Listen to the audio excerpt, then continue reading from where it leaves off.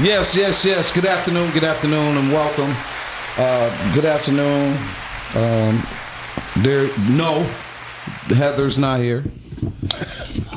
All right. So today it's the fellas' day, right? We getting ready to get it in, and to be clear, it is our month, Men's Health Month. All of that. It's Father's Day, Father's picnics, Father's walks. It's Fatherhood Unity Month. So move, get out the way. Yeah. Right. So today we have a special guest in the building. Before we get to the guest, don't put the camera on him because he's wanted.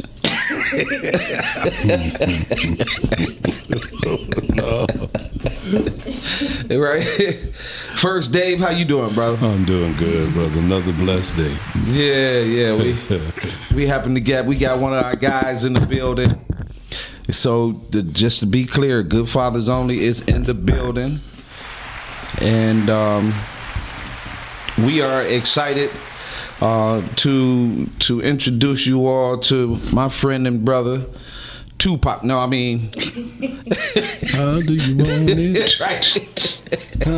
My man Derrick Davis. Yeah, that's heavy D to you. Yes, heavy D. Right. What's up, brothers? Good. So today we are going to interview this young man. He has his latest project. It's growing. It's happening. Yeah. He is the CEO of Lit Podcast Studios. Oh yeah. And so he's also a big brother in me, right? And we are sharing a space.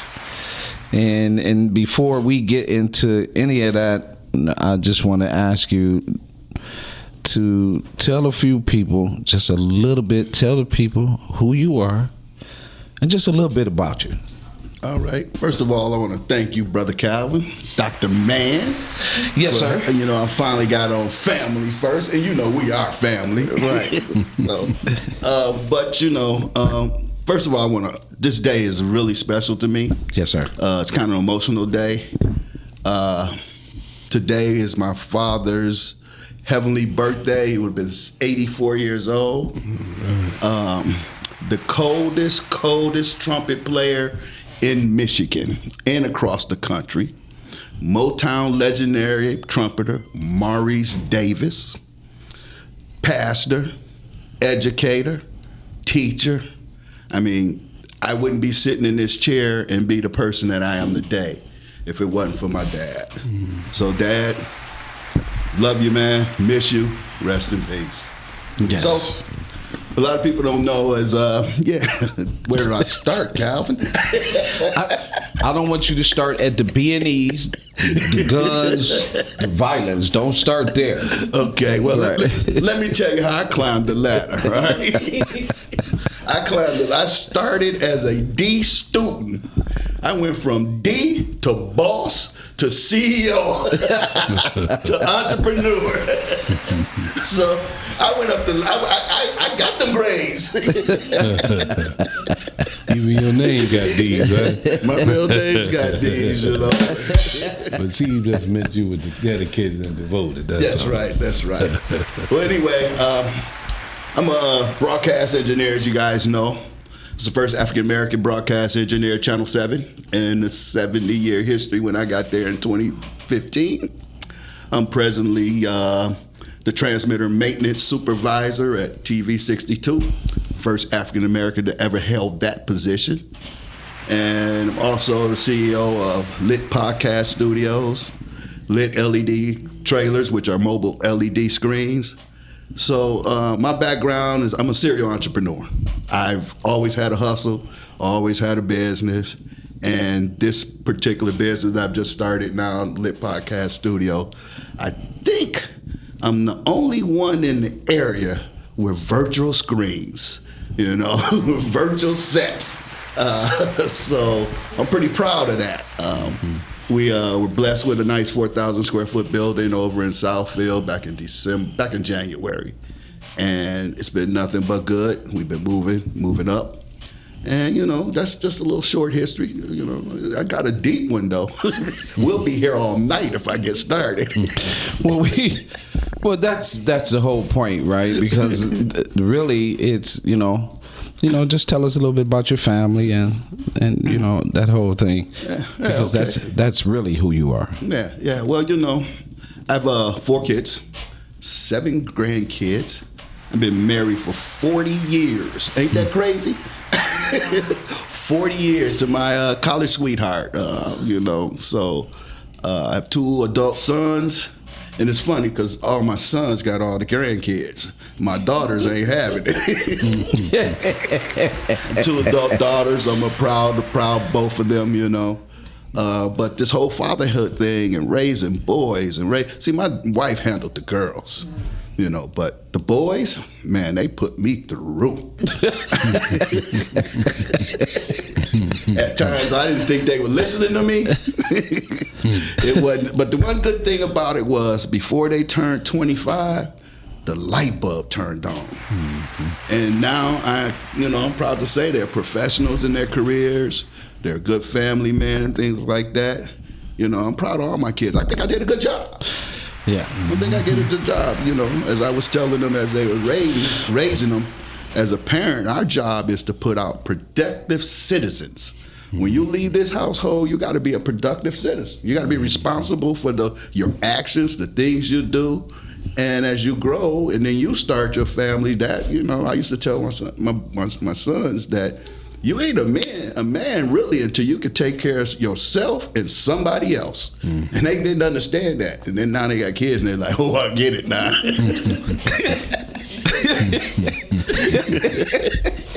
They got kids. Right. They tell me stories, I just sit back and laugh, because that's what my dad used to do to me. He would sit back and say, yeah, I told you, what goes around comes around. Yeah. But I would like to say, I've had a blessed career, man. You've heard the saying, been there, done that. I've been there, done that. Pretty much in the entertainment industry, in the broadcast television industry, in the film industry. Yeah, I did that. So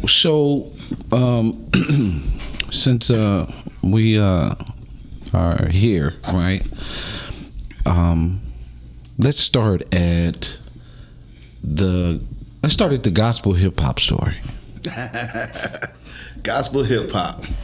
Well, I was part of the organization, the groups of guys out of Ohio and Atlanta who started the whole hip hop industry type thing. It was just right after Kirk Franklin was going around in the churches and knocking the doors down, and everybody was like, no, we ain't doing no gospel rap. Get out of here with all that stuff. But soon the doors opened up, and I started Warfare Entertainment here in Detroit. I had about 3 or 4 hot artists, God's Army, Amazing and Good Son, King Ray, and we did our thing, man. We went around the country with Dr. Bobby Jones' show and just knocking doors open, knocking churches open. But it was all for him. It was all for the glory of God. And once people saw that we were changing the minds and that the young people were really starting to rock with it, and the message they were getting, man, that was it was just a gift. It was a blessing. So I had a nice little run with that. I don't want to get into, I had a distribution deal with Sony, and then they went bankrupt and took all my money. Oh, was I supposed to say that? That went public. Well, it was a subsidiary of theirs. No, you're good. You're good, and because that was something that you did invoke and get into. What the next question, right? Because I think a lot of times, again, this is an adventure because he been quiet so long, except for other potholes, right? That there's so much more to people. And the reason why I bring these men, and because there's so much more to them, right? Just like we found out about Dave, you're finding out about Derrick, right? There's so much more to men that we assume that these men are all the same. That's what prejudice, racism, bias, gatekeeping, negativity, the N-word, in my opinion, those are the things that impact the boys, the men, the husbands and fathers, because you only have one perspective of him. And then when he goes top 10, whatever the case may be, he's in mainstream media, all of a sudden y'all yelling and screaming he made it. And sometimes we ain't made it. Mm-hmm. Just because you see us in media doesn't mean that we made it. It just means that you saw us in the lens that you chose to see us in, right? So for him, it's more than just that, right? And so Derrick, my question to you is, why did you choose these things? Like I said, I grew up in the entertainment business. You know, my dad being a Motown musician, you know, and following him. You know, I'm the only son. I'm the oldest son of 2 sisters under me. And that relationship that me and Pops had, man, it was a love-hate relationship because I was a knucklehead teenager. Yeah. And I was in a 2-family family. I mean, my mom and dad were there until they both passed. But sometimes, you know, that tough love from a dad and being a single son, it taught me life skills way back then that I deal with today and I handle today. Yeah. You know, and I really appreciate it, even though, you know, me and him used to fight and all that kind of stuff, but, you know, but those were lessons. And he taught me hard work. And once, you know, and then once he went to Christ, when my father got saved, I knew there was a God then. I love him to death, but I mean, you know, because, you know, coming out of where he came from and where he went, you know, if he, you know, I'm just being real, you know, right. But with that being said, I understand that the lessons he was teaching me back then as young carry on today, and it carried on into my sons. And that spirit of business. And my dad wasn't a businessman, but he taught me independence.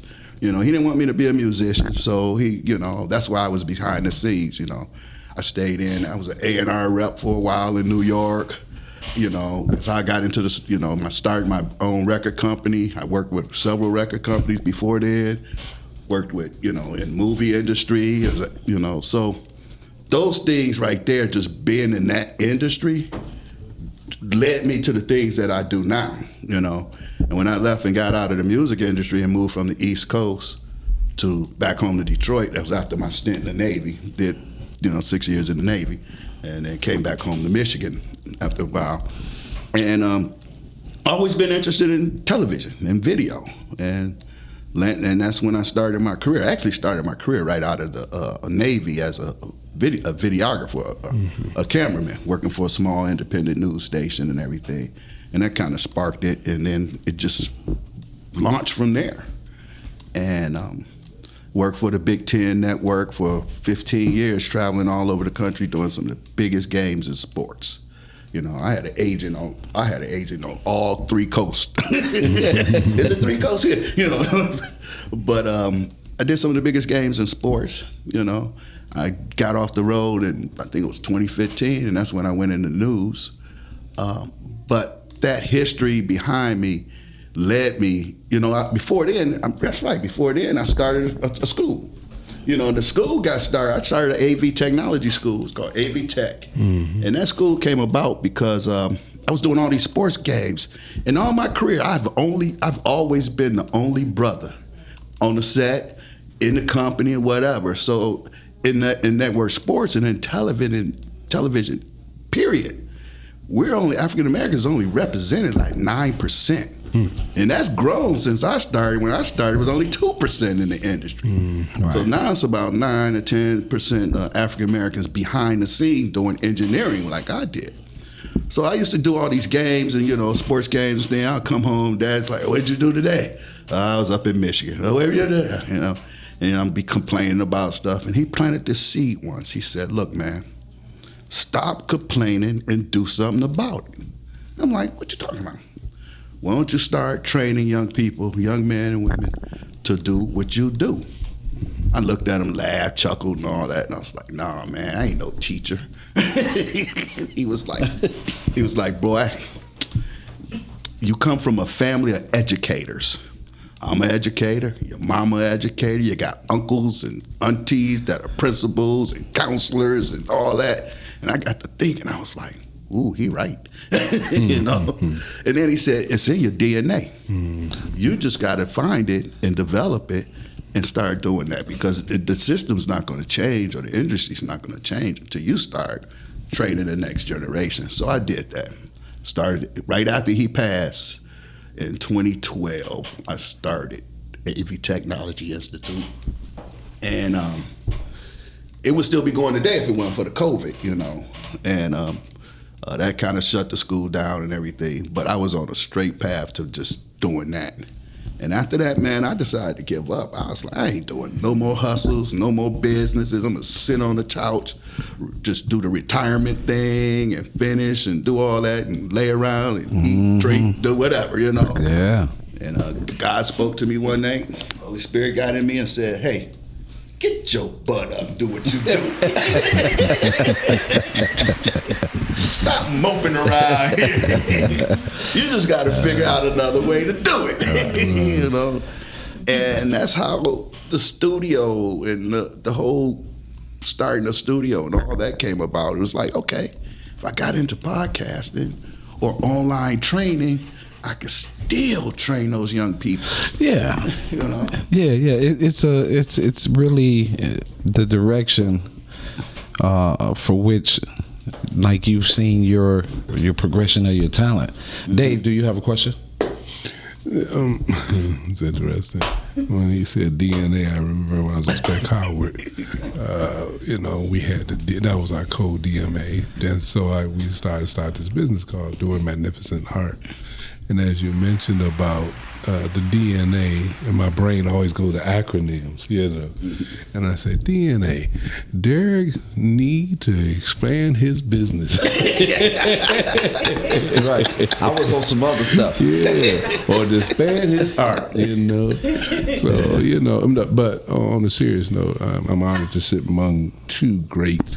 And Calvin said something that was significant, is that people have one image of you, but they don't know the story of you.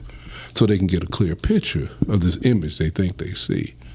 And just in this little brief synopsis of your journey, you have shared amazing qualities of a man.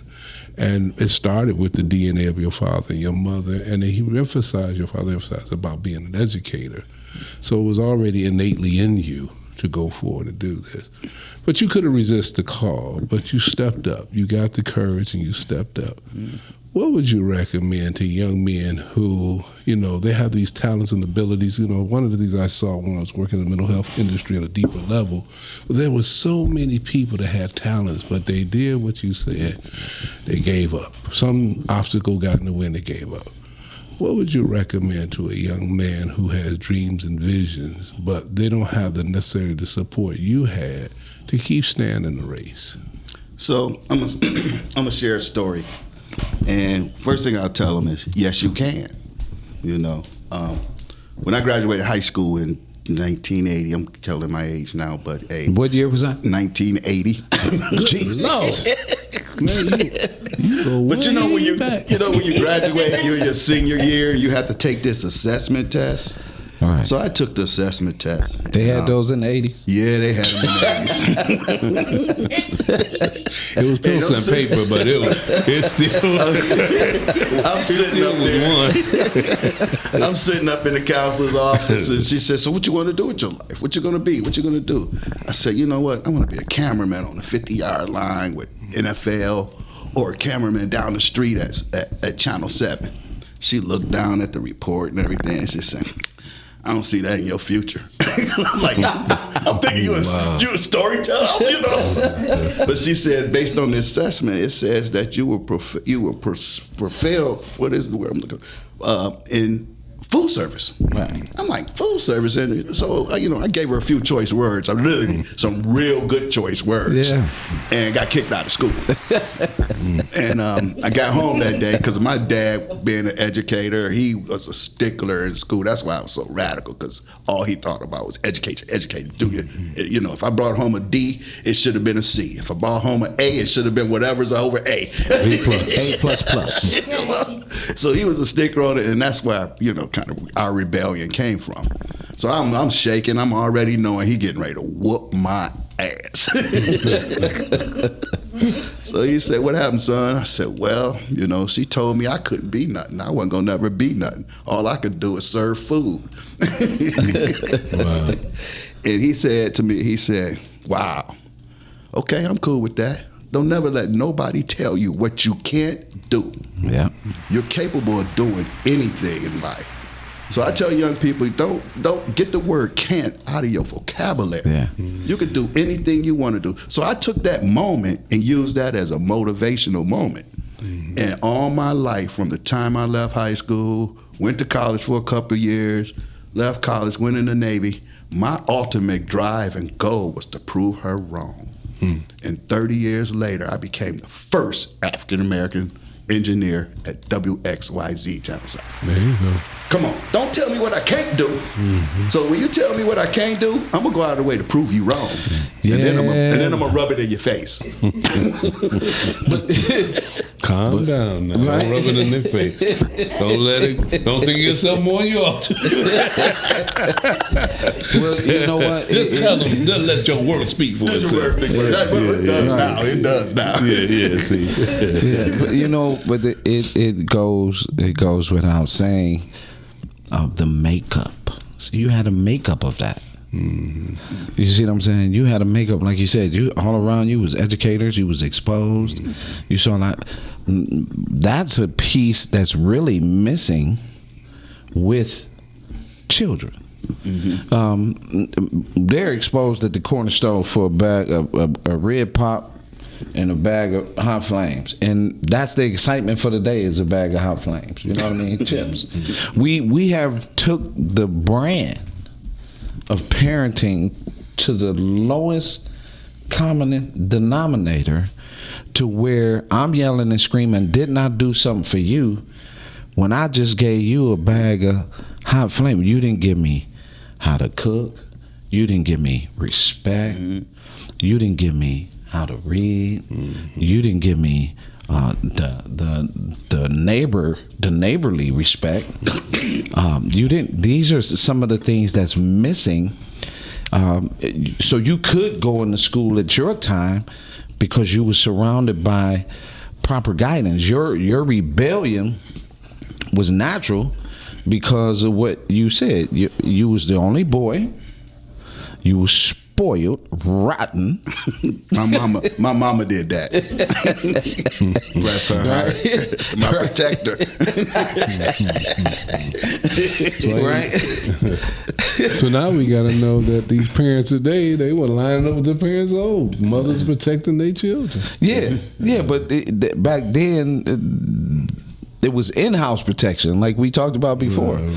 Behind her, she could do that because behind her was Maurice. That's right. You see what I'm saying? Right now, behind her is Shirley, Betty, grandma, auntie. So we have a high level of if you look at it, our children have a high level of emotion.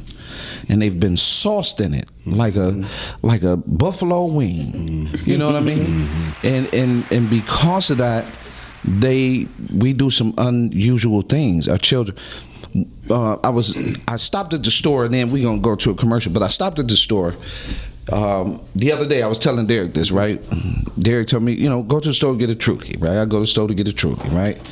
I whip around the corner, grab 2 bags of ice. I'm coming out, the lady, she right there. I was telling you too, Dave. She's standing right there in her car. And she said, I said, hello, because the door was open. She closed it. I slid by. She get out. She said, where I know you from? You look so familiar. I said, I am familiar. And so our conversation led into, that she got a 2-year-old, and that the promise that was made to her by the father of the child was that he was going to be there, right? And here she is by herself. Well, lo and behold, the brother is in the car, and the brother says, I moved back to help you. So he moved back from wherever he was to help raise his nephew. I said, now that's where you put that love, that understanding, that support, that value that men don't necessarily get. You pour it into him. He's standing right here. He's telling you he came to help you, right? This is your brother. He telling you, right? And so then we got into the conversation, and this is a quick conversation. And what's funny is, it was, at the end of it, I said, don't take this the wrong way. I charge people for that, but this is all love to you. God made me do this, right? And so then she just started smiling, right, laughing. I said, I'm just being silly. But the truth of the matter is, for this moment, take these things with you. You have a 2-year-old. Pour as many words as you can possibly pour in him without all the noise. The noise is where the damage occurs. Make sure that your son, your 2-year-old, when he's learning, that he's learning from you and whoever's responsible, but not from the TV, not from the noise, not from the cussing. Make sure that you pour into it. Expose him. I said, and the last thing is, make sure you go to that EMI apparel site and get you one of them shirts for this moment, right? Yeah. And so, yeah, we could go to this commercial.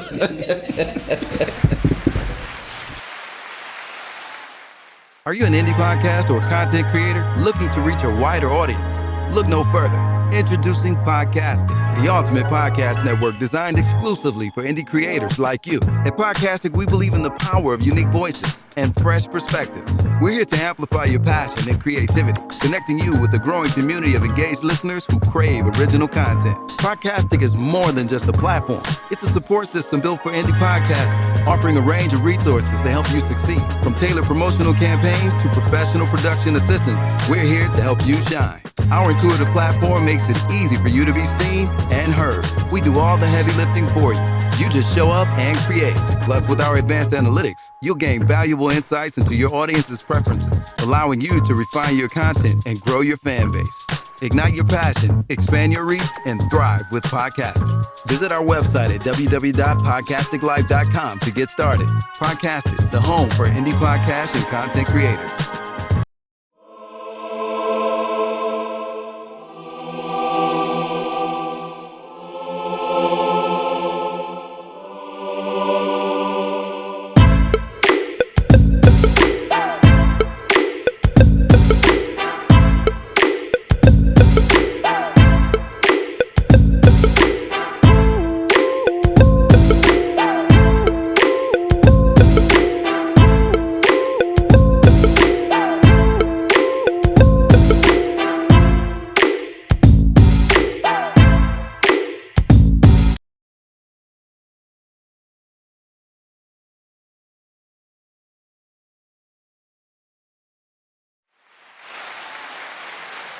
The Fatherhood Brunch. So June 21st, we're going to host our second annual Fatherhood Brunch, where we celebrate dads. We pour into the fathers. We lean on them constantly outside, so the least we could do is pour into them.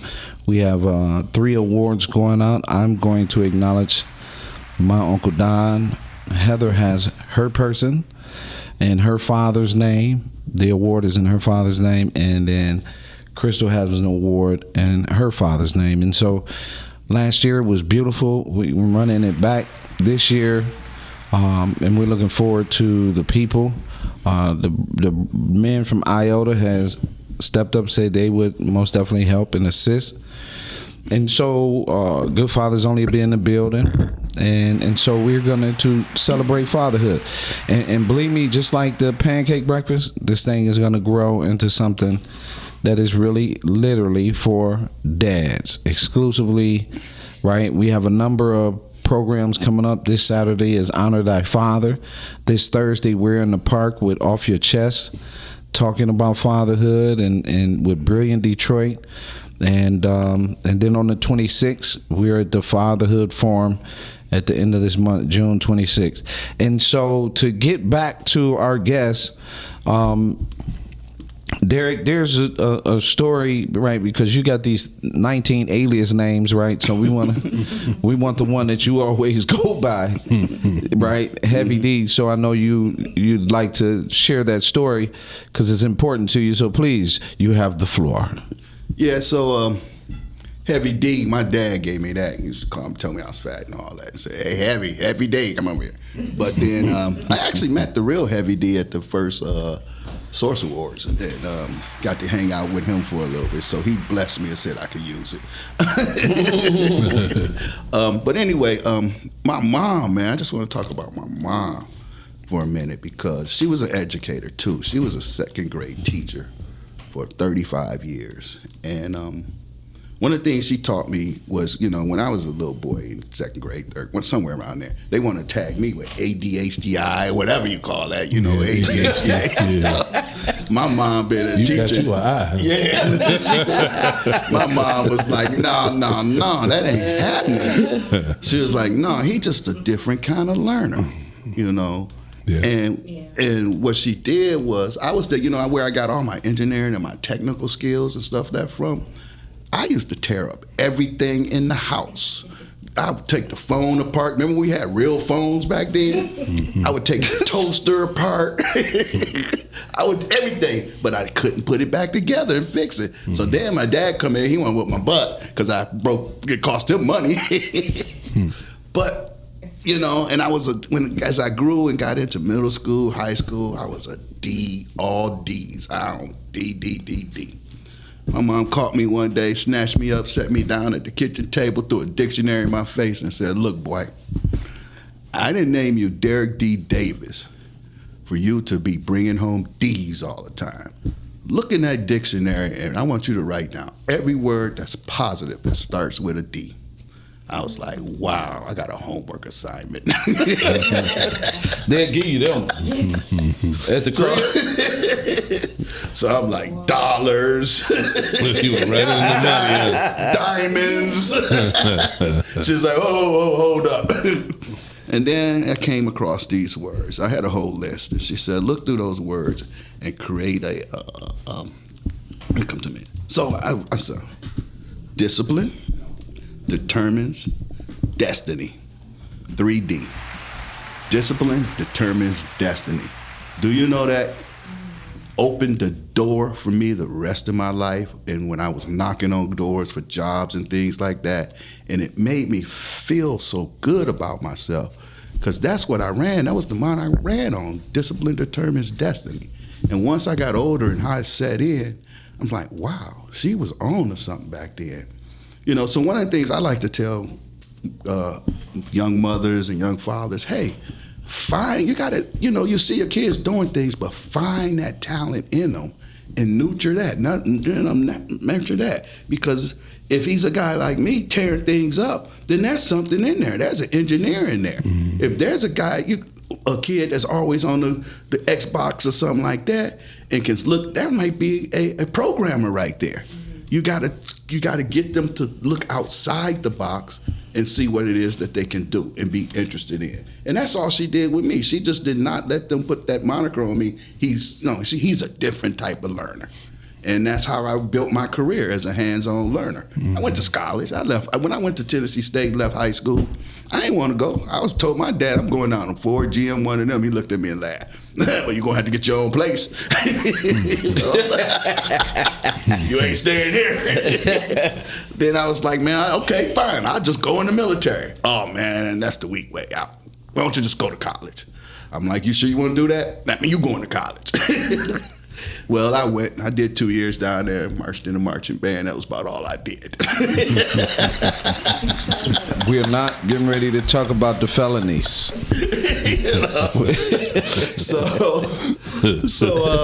I left after 2 years, went into the military. He didn't even know he thought I was still in school. But the military changed me. It changed me, man. I mean, because they don't play. You know, I was rebellious, even in the military, you know what I'm saying? But I learned discipline. That first, discipline. That's what, when my mom was talking about, was that military put that discipline on me. You know what I'm saying? So, I mean, that's kind of my story, how I came from D's to a CEO, entrepreneur. I mean, if I can do it, anybody can do it, but you got to change your mindset. Your mindset got to change, and you got to, dig deep inside of you and know what it is that you really want to do. I tell young people that, I tell young men that all the time. When I had that tech school, I used to go into the schools, the high schools, and try to recruit kids. And the first thing I would ask them was, anybody in here like to use their hands? Joystick. Oh, yeah, okay. No, I mean, does anybody in here have tools? And it was like, chirp, chirp, chirp. Does anybody in here know what a hammer is? Chirp, chirp, chirp. And I was like, I can't believe these young men don't know what tools are. Have no clue. Don't know what a wrench is. You know, so I came up, my first podcast that I'm going to be launching, it's called The Toolbox Chronicle. It's talking about the tools in your toolbox that you can use for life. Did you know a hammer is determination and strength? So, when I tell them that, they be like, I mean, when you having a hard time, pull out your hammer and think about what you can do with it. Oh man, no, I can't do this, I can't do that. Or if you don't see what's going to happen for you in the future, you have no hope or whatever, what you think a tape measure is? A tape measure is infinity. It goes by inches, quarter inches, half inches. That's life. So all the way through your life, you're going to reach certain goals, set goals. And those goals are equivalent to a tape measure. And when I tell them things, they be like, wow. So what I try to tell them is, man, look into your toolbox and figure out what tools is in that box that can help you make the right decisions, help you lead to a different path in life. And they be like, wow, I don't never think of it that way. So tune in soon to the Toolbox Chronicles. Right. Because facts, right? So why should they know though? If you didn't have, how did you know? Because you was mercifully beat into tools. Your father was showing you, right? But I'm being silly. But the truth of the matter is, that's what we talk about, Dave, at the mentoring. We talked about the mentoring and how we all mentor and have mentored together. The process is like that application of the fathering that's in you. So when you explain it, it comes with a little more power, right? Because of the fatherhood that's in you, because you speak from the area of concern, empathy, your children, your children's children, the education background. So it's so much that come with when you say it. Which is why we follow our mantra that it takes 12 mentors to equal one father. I'm rolling with the daddies, and for me, that's everything, because the fathers, if we do decide, and when we do decide to roll together, it changes everything. Period. So my next question to you, Brother Derrick, is what do you like to do for fun? Oh man, you know that. I like to get in the wind on my Harley, dog. Man, ain't nothing like sitting out there on that black top on that Harley, man, riding across the country, seeing this beautiful country that God gifted us with, man. And you know what? That's where all my creativity comes from. When I'm out there on that road by myself, man, I'm thinking, man, I got my gospel rap on. You was banging that the other day. For real. It was banging. And it just brings life to me, man. It brings joy to me, As I'm getting older now, I can't ride it the way I used to, because I done been all 48 states and 6 Canadian provinces. And when I did the Canadian provinces, I did them by myself. I told my wife I'd be back in a month. But that's joy, that's peace for me right there, man. That's what it is. My bike. On the bike is where you have your most fun. Yes. Okay. I mean, I've been seeing you have a ball lately. You know. Oh, you talking about over in the studio? I just see you having a ball over lately. in the studio. Oh yeah, that's my studio. baby. That's the studio is my legacy. Yeah. I do that. I'm doing that. My why is my grandkids. All these hustles I didn't have, the businesses I didn't have. I enjoyed all that. Right. All that income with me and my wife's traveling, doing all that. But now, what I'm doing is leaving a legacy, because my dad preached that all the time. And he did his best to do what he did, but he instilled on me to take it to another level. So this studio, this project that I'm embarked on now is about them. I told my kids that, hey, your kids are not gonna have to want for nothing by the time I'm finished with this. So they understand that. I also told them, I ain't leaving y'all nothing. I already took care of y'all. But, that's kind of like a running joke with them. Right. You know what I'm saying? But everybody, man, my family, they're going to be taken care of. That's my ultimate goal. That what drives me right now. Because, like I said, I've had a blessed life, man. God has been good. So you mentioned 45 years. 45? 40 years of marriage. Yes. To who is that? Like, what is she? What does she mean? Oh, my little sweetheart. Man, my wife is her initials are M-A-D. You know what that means? Mad. And she's a little short fireball. But I mean, without her, I'd probably be useless. I mean, she is my back, my rib. She's my everything, man. I mean, she's my banker, my ATM. But we balance each other out because she's very frugal and I spend money. And without that, you know what I'm saying? That balance there, and she puts me in check. I mean, literally, so I go to her at least twice a week, say I need some gas money. But we've traveled all over the country, man, the world together, man. We also introduced our kids to traveling. They are into traveling now. And I mean, I'm not going to say those 40 years have been all roses and pebbles and all that. We had our ups and downs, But as you get older, you think about that foundation, that where you started and what you build.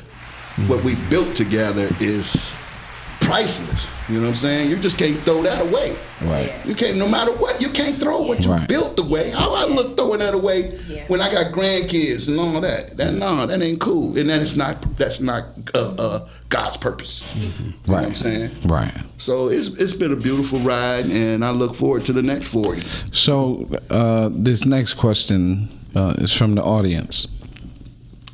Is why the digital board for podcasting? The digital board? Oh, the virtual board? Yeah. Because ain't nobody else doing it. You have to find your niche. That's right. You have to find your unique. But it all started because I wanted to do a mobile video trailer, right? Right. So I looked at some vendors that were selling them. They sent me their brochures and stuff, and I looked at it. I was like, I can't afford that.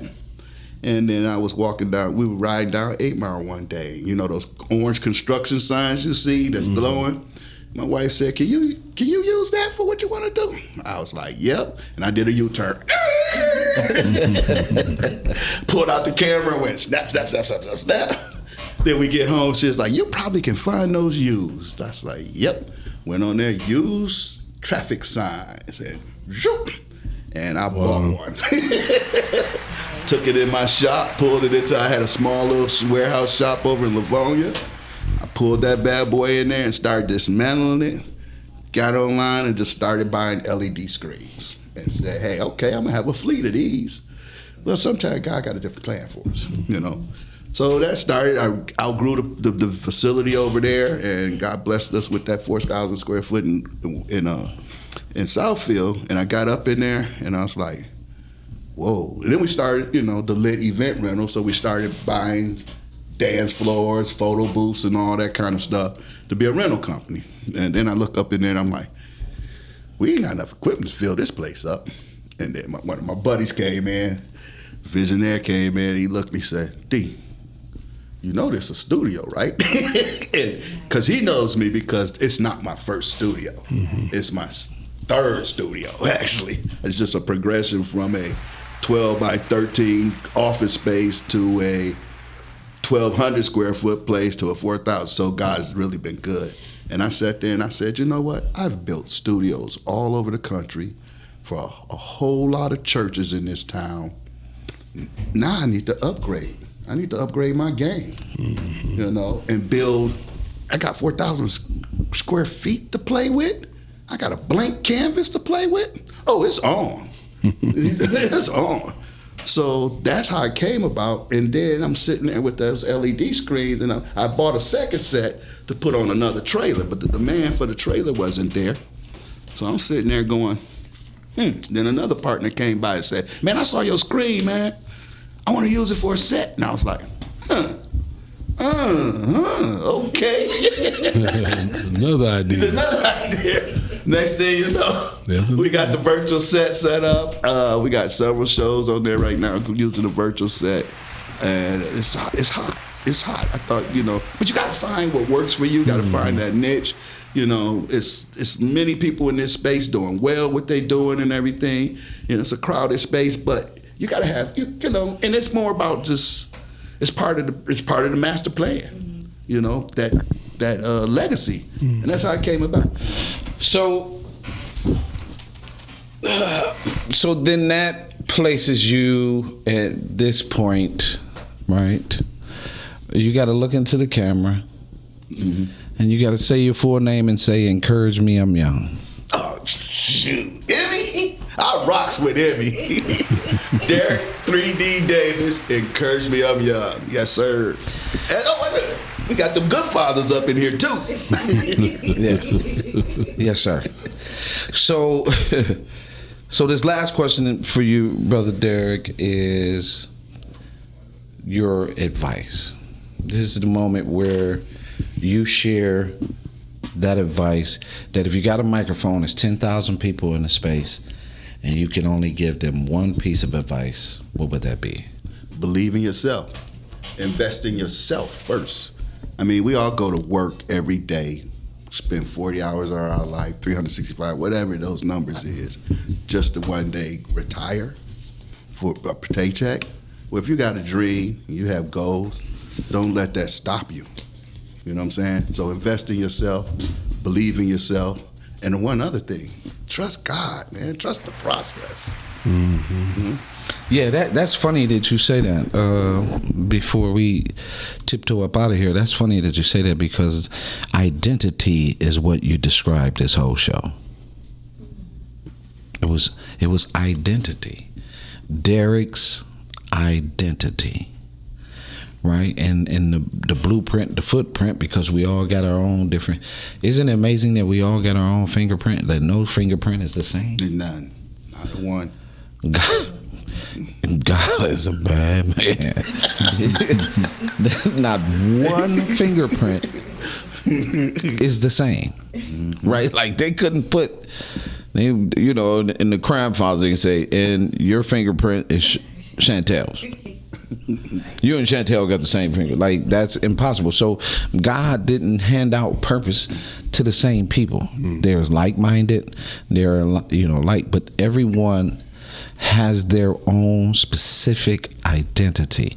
And if you don't value it, like you said, if you don't pour into who you are, right, that identity becomes somebody else's identity. And when you become somebody else's identity, you've officially lied to yourself. That's right. Because that's where the damage truly occurred.